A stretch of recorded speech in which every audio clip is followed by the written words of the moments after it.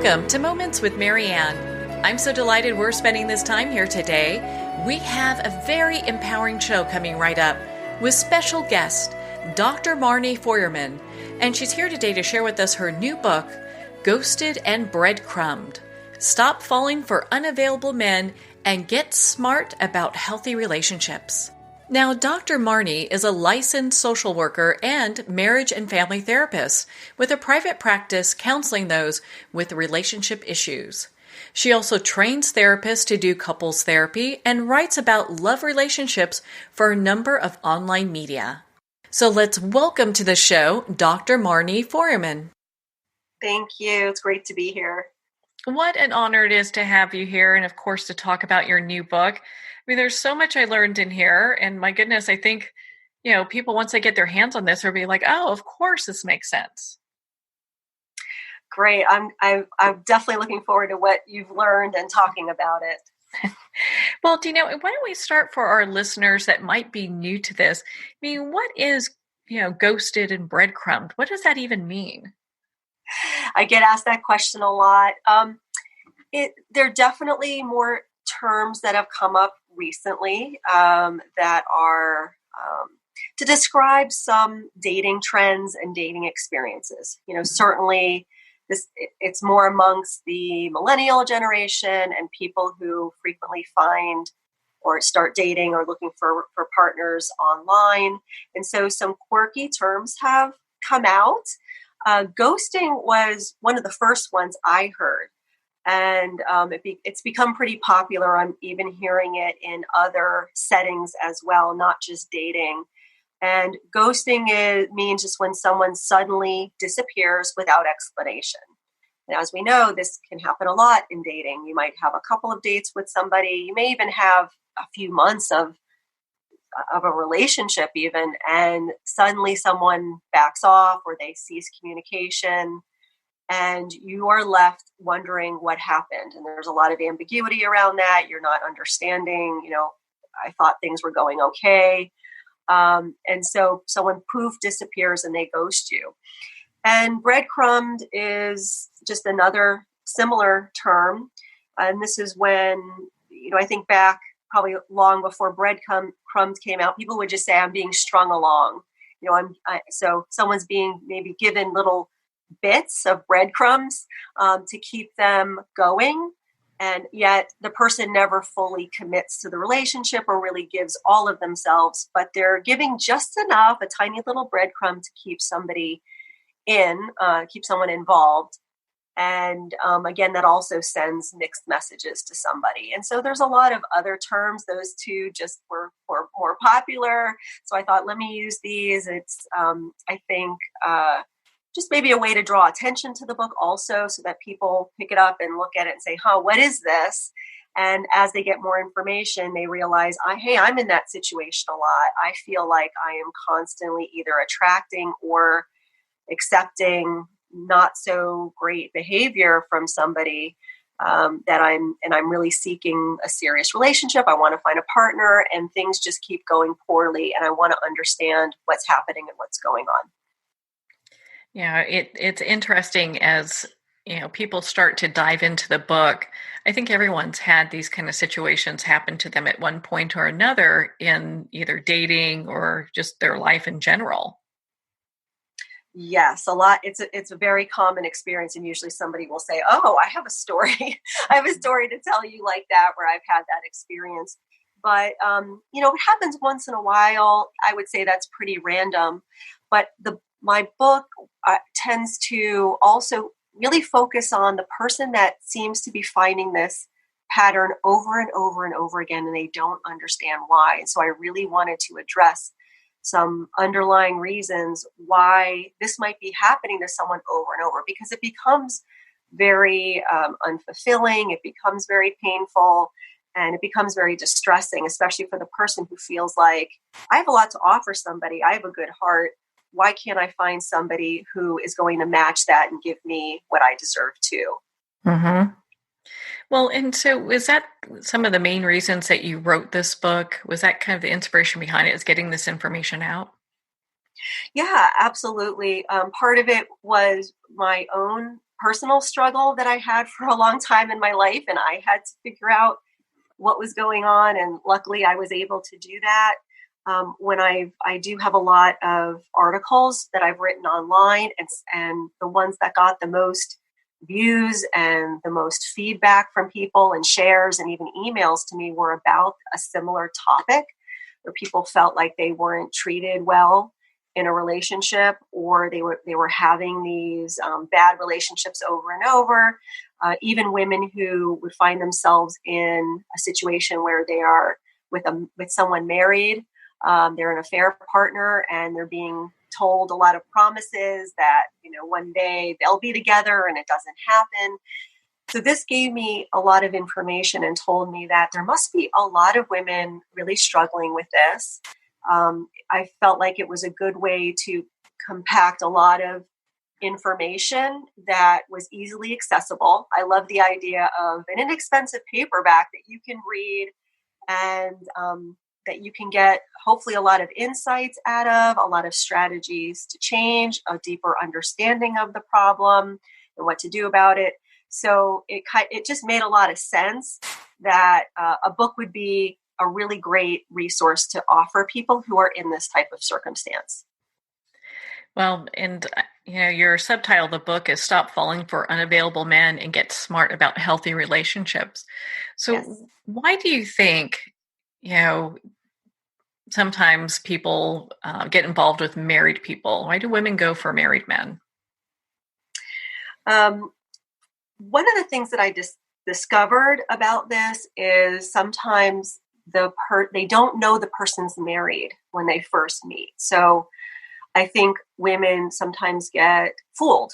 And some of the women would say, oh my gosh, forget it. That's it. Overdone. This is terrible.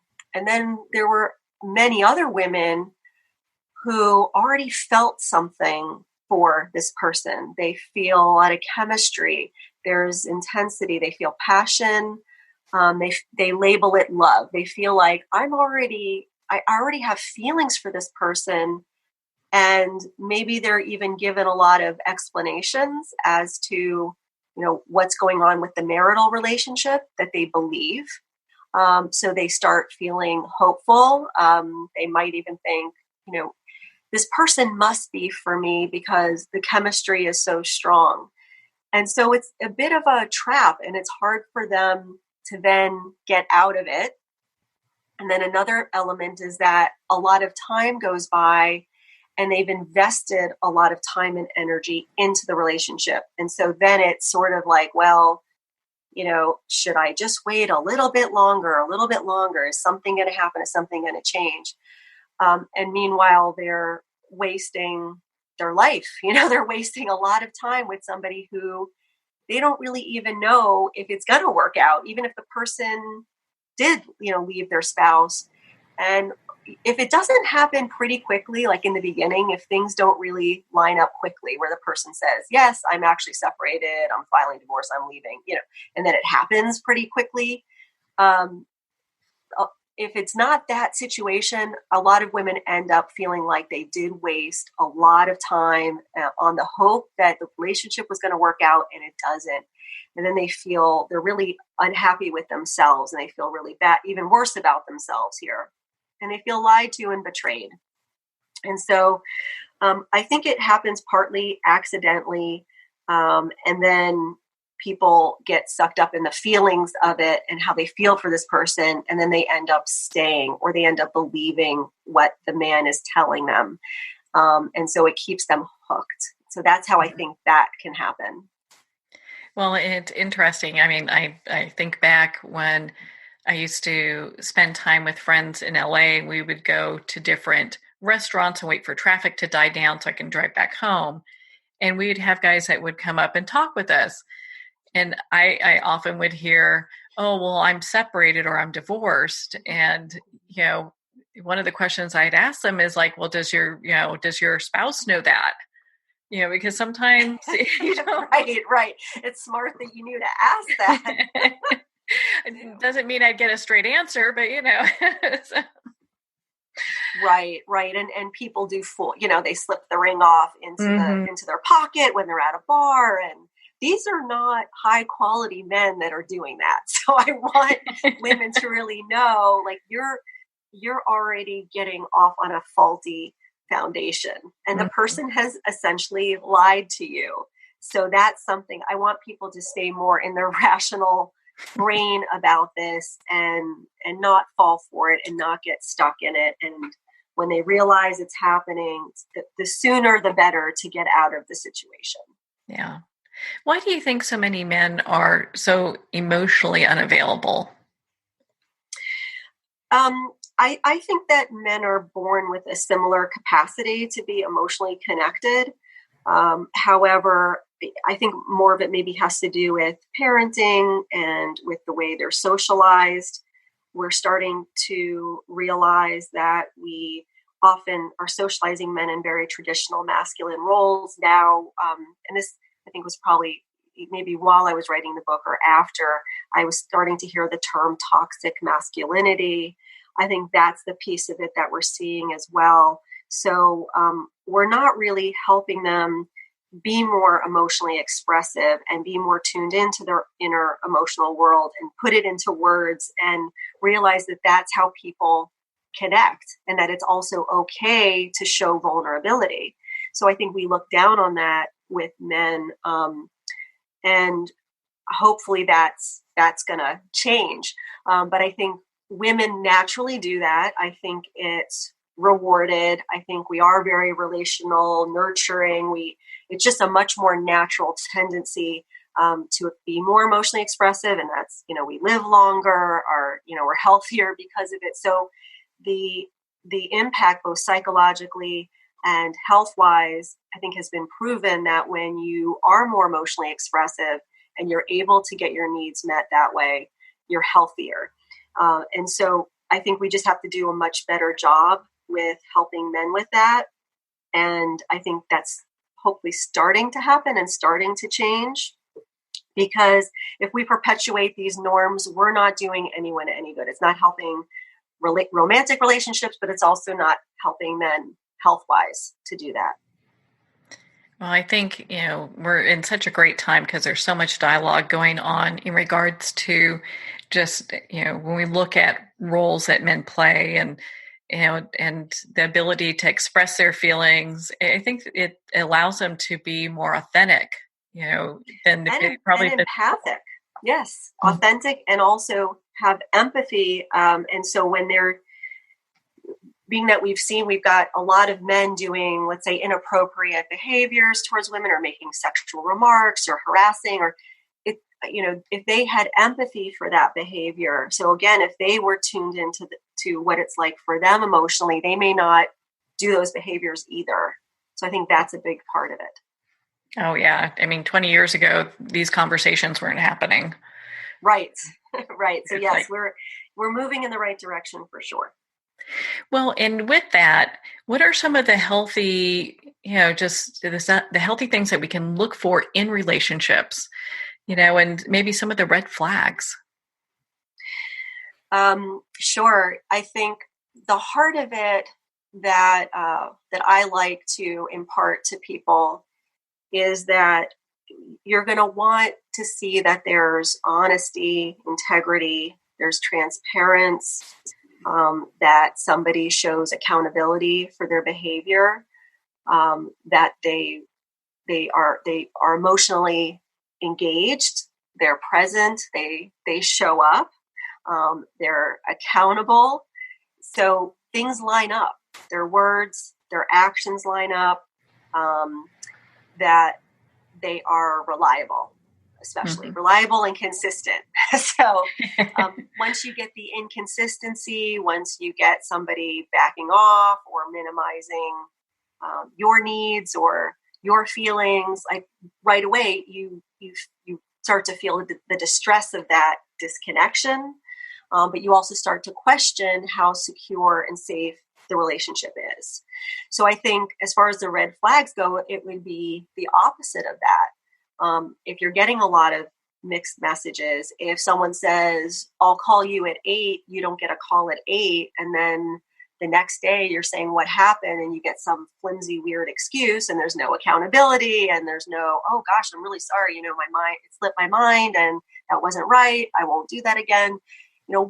Really paying attention to how reliable and consistent the person is with you, because that's what builds the foundation. That's what builds the security and the safety, and also certainly the feeling that the person is honest and often we feel that in our guts when we think somebody isn't being honest and forthcoming with us. Mm-hmm. So tuning into that, not denying that or not minimizing that, but really taking a look at that and honoring what your gut is telling you about that person. Well, and I like how you shared with us earlier how a lot of times women get kind of in relationships, develop these feelings and feel stuck. Is there ever a point where they should, we look at this, we're like, I really need to step back and not really pay so much attention to my heart, but to my mind on what's really happening here? Yeah, I wish everybody would do that really, because I think we would make much better choices. I think if we look at the science of love and neurobiology and what happens to us when we meet someone and we feel the initial attraction. The attraction, I think, is important because that's evolutionary. That's what causes us to connect and get together and perpetuate the species. But at the same time, in those initial stages of what we're calling love, it's really infatuation, it's lust, it's intensity, it's chemistry. But at the same time, it flatlines the part of our brain that is more rational, that makes better judgments, that's more logical, that thinks more clearly. So we're making a decision almost as if we are high on drugs. And there's been experiments that have proven that. So we've taken people, put them in MRI machines. We've looked at their brain and how it lights up when they're in those early stages of love. And it's very similar to being high. So if you think about making a decision high, you're not often making the best decisions. And so I want people to just be aware that there are a lot of there's a whole chemical and hormonal reaction that clouds the judgment, and that of course the loving feelings and that passion feels great, but at the same time, if we can keep online the logical, rational part of our brain as much as possible, we're going to be making the best possible decision for us and for a compatible relationship. Well, and to kind of dovetail with this, in your book, you talk about attachments. And I found it really interesting because a lot of times when people think of attachments, it can seem like it has this negative connotation. But, in romantic relationships, you're saying that it's important. Yes, it's tremendously important. Attachment, I talk about it in the context of attachment theory, which is a very well-proven theory in psychology. About these early patterns with our families, a primary caregiver, usually the mother, not always, but people in our lives who responded to us and took care of us because we were born helpless. We can't take care of ourselves. And the quality of that bond, because we know it can be on a continuum. We have parents who are super responsive and loving and caring and really help us guide us and tend to our feelings and all of that. But we know that there's parents who have been absent from that, don't do that, have been neglectful, have been even abusive or extremely inconsistent. So that relationship and the quality of that bond creates a pattern, a blueprint that we take throughout our lives in our relationships, but it becomes very triggered in an adult romantic relationship, especially. And when they first studied attachment and they were looking at it between moms and babies, they didn't realize right back then, like they knew these patterns existed between the parents and the kids, but they didn't realize until later that the same sort of pattern emerges when you are choosing romantic partners, and that sometimes you are having something play out over and over and over again. So if you had a very inconsistent person or somebody who is very preoccupied and anxious taking care of you, then that might be your comfort level. You may not realize that you're seeking that, and that same thing is playing out in the partners that you're choosing or the partners that you're having in your life. So, you're constantly trying to get mom's attention, and now you're constantly trying to get your partner's attention. And so the early attachment, that relationship really creates a pattern here. And a lot of times we don't know what that pattern is. And it is changeable. You can alter it. However, you're going to have somebody who is also willing to change that as well. Because if you have more of an anxious style and you're choosing avoidant partners, you're going to create a vicious cycle with that just is ongoing. And it's very frustrating. It's frustrating for both people. So attachment is, it's not necessarily a bad word. I think sometimes it's misused. It's misused at times. But you can be attached to somebody and they may not be returning that feeling, just like with a baby attached to, a lovey, or a stuffed animal or a blanket. That is a form of attachment as well. But it certainly works out best when people are both able to meet each other's needs, and there's a healthy dependency where they're both effectively doing that for each other. Yeah, and that's so important that people hear what that's about. Just like I know in your book you talk about, also how people can become, be addicted to each other.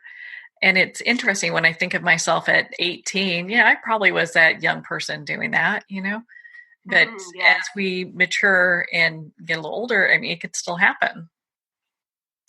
Yes, it definitely can happen. It can become unhealthy. Again, if you're in a relationship where your feelings are not reciprocated, or emotionally you're feeling this lack of safety, or sometimes you are completely depending on this person to feel good or to get that high again. So when they respond to you, it's like another thing that just keeps you feeling good, but you're so dependent on that making you feel good. But it's really just you're trying to get this sense of security constantly, or trying to soothe anxiety. And then when you're together, the intensity is so strong.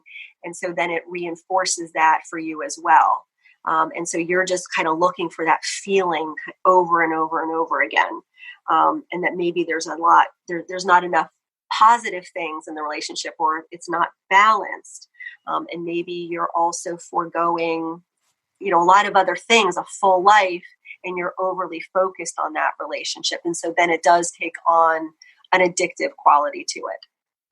I would think today that's probably even more so, especially with devices and people texting. It's like you're in constant communication with somebody, whereas like 20, 30 years ago, that wasn't really the case.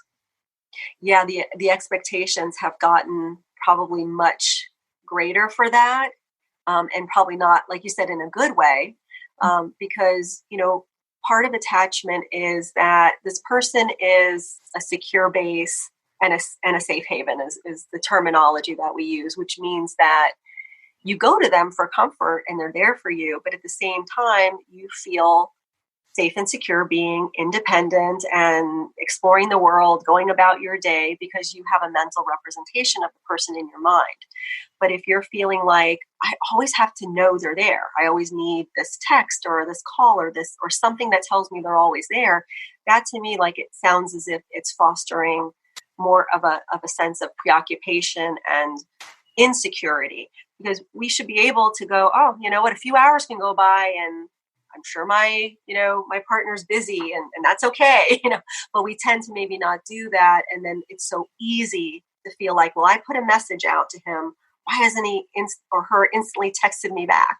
And so that can also fuel anxiety, probably unnecessarily, because it is so easy to stay in contact. We see this with parents and their kids as well, when it was never this way. I mean, your kid would go off to school.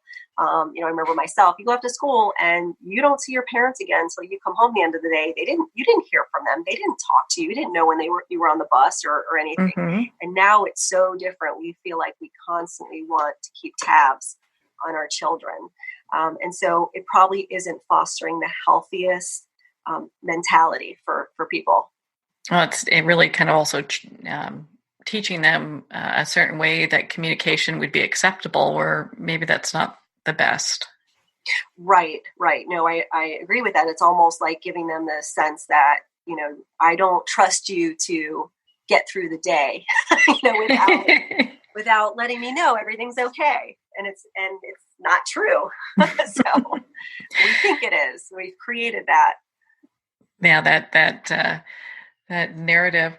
Well, in your book, I mean, you have this chapter, and it's reasons to break up. And it says, first and foremost, you're allowed to break up with anyone for any reason.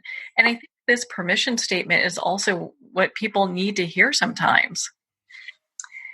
Yes. I think, and I remember also with myself here, you'd feel so bad about breaking up with the person because you're hurting them. And yes, you're hurting them, but you've got to put yourself first. If you don't think this is the right relationship for you, you have to be able to do it. And you don't owe the person your life. You don't owe them an explanation. And I think people can get very caught up in that, oh gosh, I have to have a good enough reason to do it. And I just don't think that's the case. And I think it keeps people maybe in the wrong relationship too long.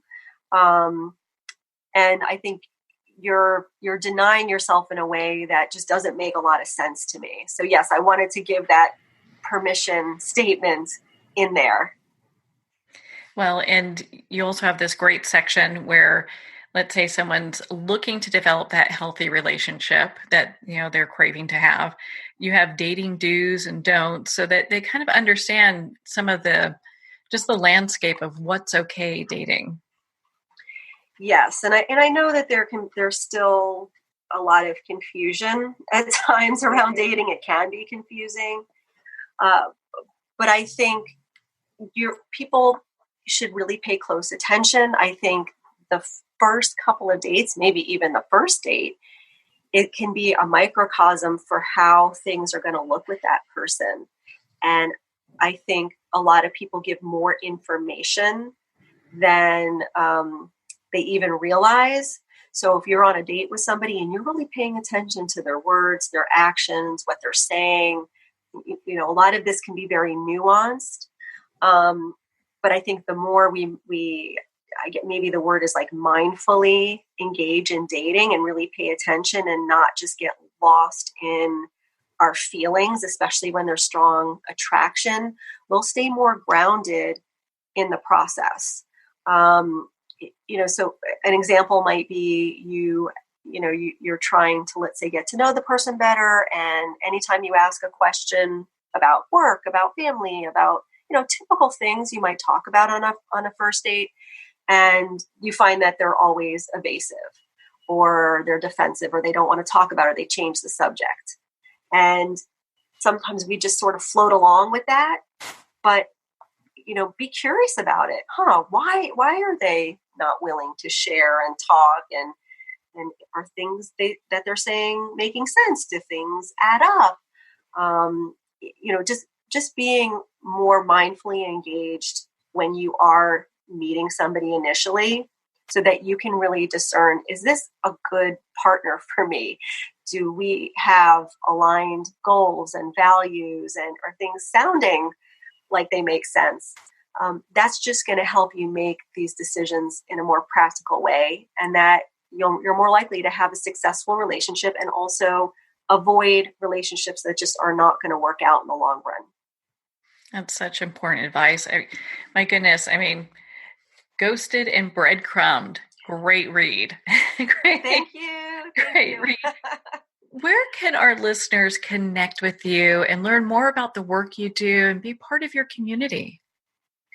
Oh, I love that. They can find me online at drmarnionline.com, and that's all one word, drmarnionline.com. And they can sign up for my newsletter to keep in touch. They can also find a way to contact me and reach out, and certainly and more about the book. And the book is everywhere books are sold, and on Amazon, audio, Kindle, paperback, so whatever works for you. And I'd be happy to hear from your listeners and answer any additional questions and get feedback about the book. And of course, they can go and pick up the copy of their own copy of the book, Ghosted and Breadcrumbed, Amazon, Barnes & Noble, and all indie retailers. Dr. Marni, thank you so much for taking the time to be on the show with us here today. Oh, my pleasure. Thank you, too. I really had a great time chatting with you about this topic. Well, thank you, Dr. Marni. It's been such an honor to spend this time with you and, of course, to talk about your new book, Ghosted and Breadcrumbed. Ghosted and Breadcrumbed is available at Amazon, Barnes & Noble, and all indie retailers.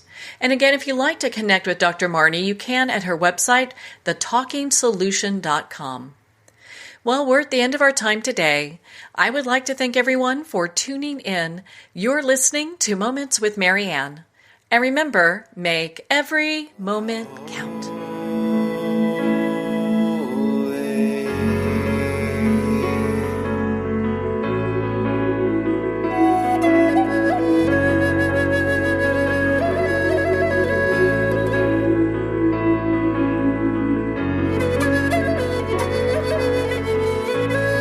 In a single moment, your life can change. Moments with Marianne is a transformative hour that covers an endless array of topics with the best of the best. Her guests are leaders in their fields, ranging from inspirational authors, top industry leaders, and business and spiritual entrepreneurs. Each guest is gifted and a true visionary, a recognized leader in her own work, and while teaching others to develop, refocus, and grow, Marianne will bring the best guest and sometimes a special surprise. Don't miss this. You never know just which moment will change your life forever. Moments with Marianne airs every Sunday, Monday, Thursday, and Friday at 8 p.m. Eastern and 5 p.m. Pacific Time. Make sure to tune in and visit momentswithmarianne.com for more information.